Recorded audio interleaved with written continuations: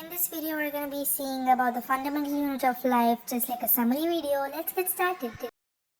So first of all, who found cells and what are cells? So cells were discovered by Robert Hooke in 1665. Put it down. And he observed cells in a cork slice with the help of a primitive microscope. And who found a microscope? A microscope was found by Leeuwenhoek in 1674. With an improved microscope, discovered the free-living cells in pond water for the first time. And who discovered the nucleus? Who discovered nucleus? Nucleus was discovered by Robert Brown in 1831.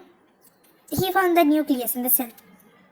And Golgi in 1839 coined the term that the protoplasm for the fluid substance of the cell was that. And the cell theory that all the plants and animals are composed by cells and the cell is the basic unit of life was presented by two biologists, Sheldon and Theodore Schwann, and this was done in 1838 and 1839. And the cell theory was further expanded. We're going to be seeing about a lot of different cells and all. So we're going to be zooming into the things and see what and all is going to be in there. So let's go.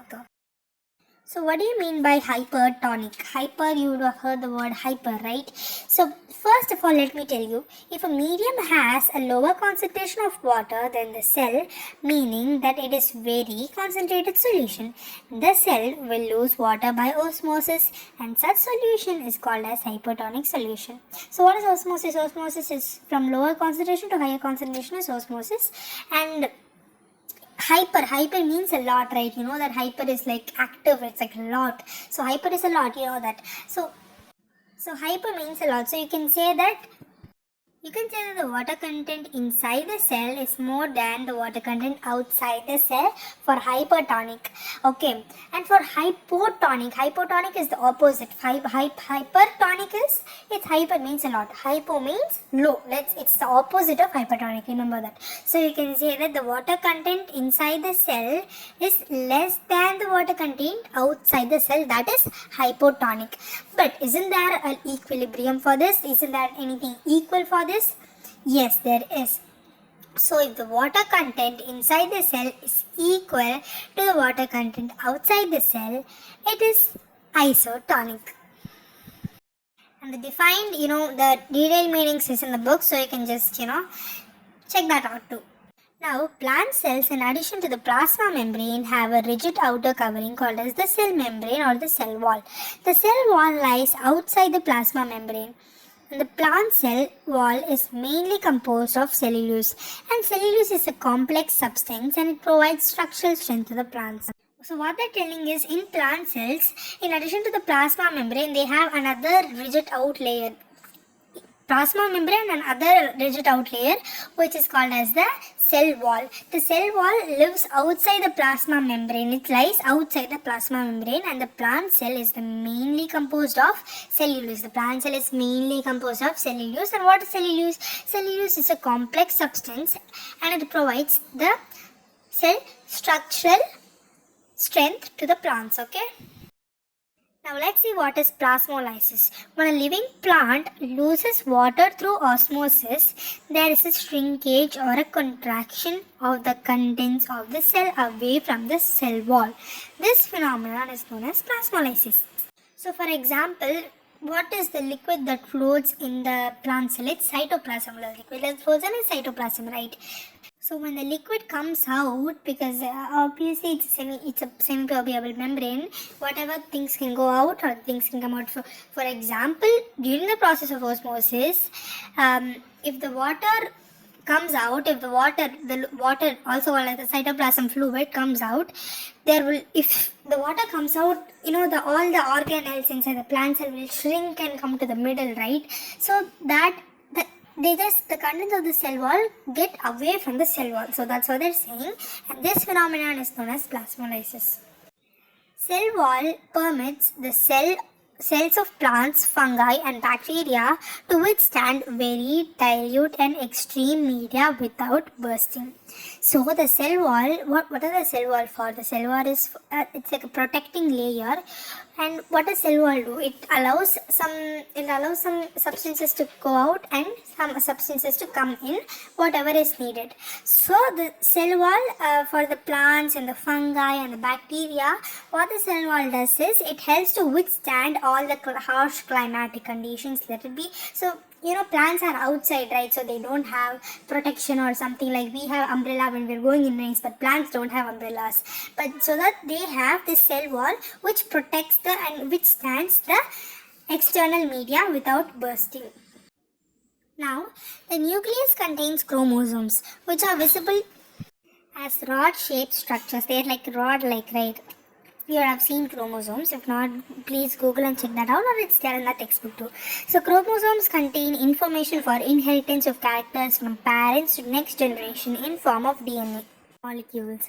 So the nucleus contains something called as chromosomes. In the chromosomes, they are like they what we can see, like they are rod-shaped structures, and when the cell is about to divide, they get into chromosomes. So there will be something called as chromatin fiber in the nucleus. Then they will be as a chromatin fiber, and when the cell is about to divide, they come into chromosomes. Okay, and then the chromosomes contain information for the inheritance for their parents. So some people say like you just look like your mother, you just look like your father, and that's the help.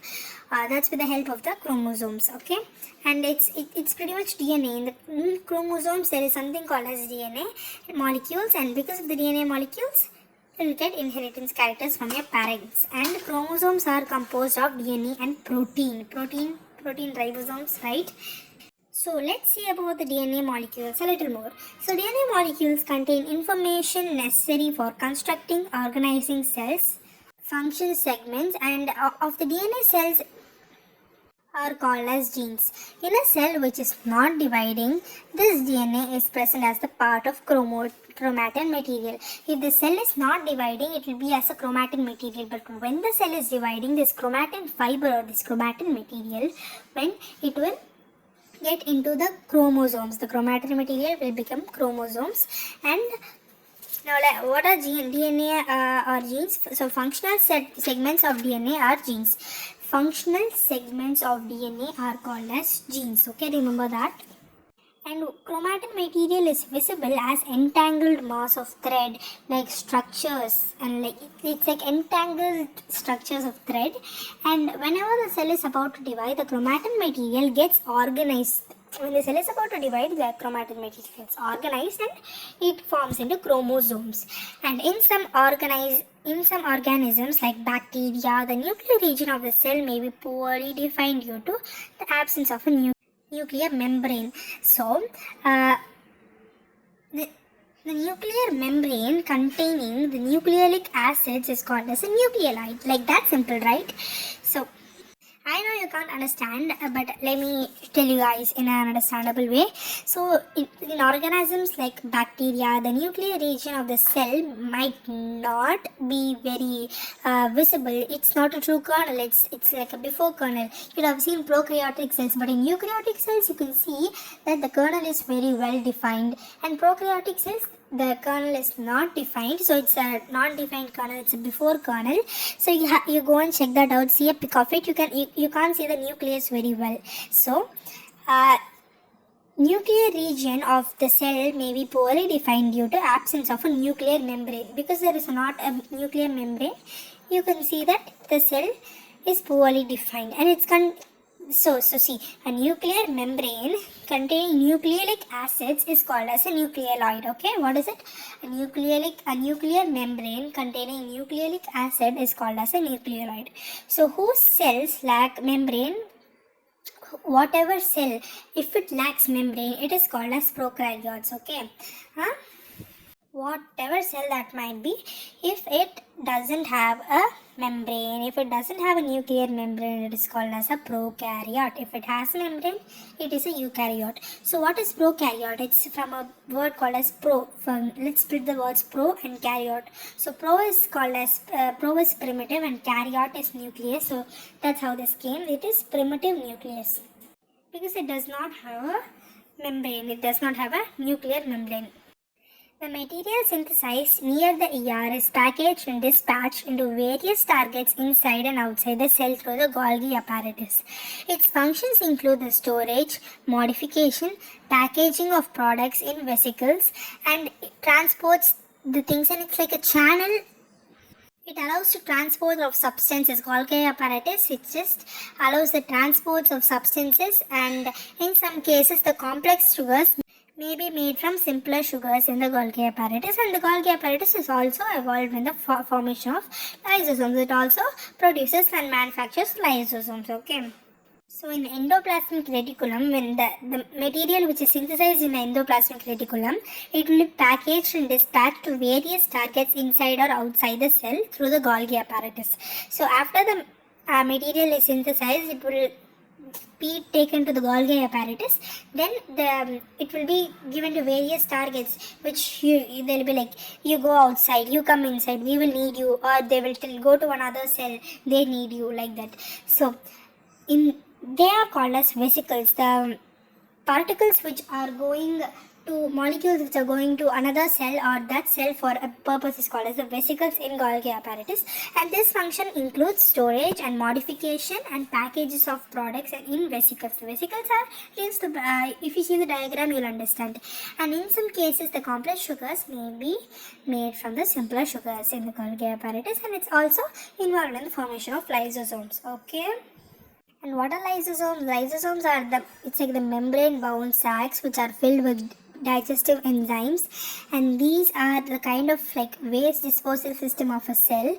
Where the cell gets damaged, the lysosome may burst the enzymes. If the cell is going bad, if the cell is like, if there is no use for the cell, or if the cell is a bad cell, what the lysosomes do is the lysosome would burst the digestive enzyme and digest their own cell. Therefore, the lysosomes are also called as the suicide bags of the cell.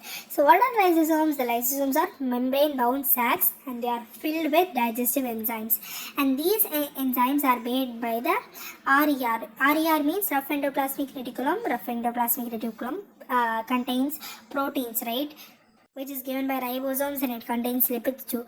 And what the lysosomes the lysosomes are pretty much the waste disposal system of the cell, and when the cell gets damaged, what the lysosomes do is they burst their digestive enzymes and they digest the whole cell, because the cell is not needed, it's a bad cell. So they digest their own cell, and therefore the lysosomes are called as the suicidal bags of a cell. In a plant cell, vacuoles are full of cell sap and provide rigidity to the cell. And these include amino acid, sugar, various organic acids, and some proteins. So what is it? Vacuoles are full of sap, cell sap. Vacuoles are full of cell sap, and they provide true rigidity to the cell, and these include amino acids, sugars, various organic acids, and some proteins. And please don't leave the video, guys, it's getting more interesting, so let's go. And mitochondria are also known as the powerhouse of the cell, and the energy required for various chemical activities needed for life is released by mitochondria in the form of ATP. You would have heard this somewhere. It is adenosine triphosphate. Okay, so mitochondria, what are mitochondria? Mitochondria is also known as the powerhouse of the cell, and the energy required for various chemical activities which are very important for our life is released by mitochondria in the form of ATP. What is ATP? Adenosine triphosphate. The spelling of adenosine triphosphate is ADENOSINE, adenosine, TRI tri, PHOS, PHAT phosphate. Now let's see the functions of the endoplasmic reticulum. A lot of people wouldn't know what's endoplasmic reticulum. What is the ER? What is it? I can't even understand. It's like so hard. It's very simple, you guys. It's the simplest thing in the whole lesson. So the function of the endoplasmic reticulum is nothing but, so one function of it is to serve the channels of transport of material, example protein. So the rough endoplasmic reticulum synthesizes protein and lipids, right? So between the various regions of the cytoplasm, or between the cytoplasm and the nucleus. Between the cytoplasm or the nucleus, or between various regions of the cell, this ER would serve the channels of transport of materials or substances through the cells. It may be between various regions or between the cytoplasm and the nucleus. Okay. and the ER also functions as cytoplasm. The ER also functions as a cytoplasmic framework, and it provides surface for some of the biochemical activities of the cell. So it's like a channel, I told you, right? It's like some tubular things. It has like the tube, so it's very easy for all the materials or the substances to pass through it. So what is it? The ER also functions as a cytoplasmic framework, providing a surface for some of the biochemical activities for the cell.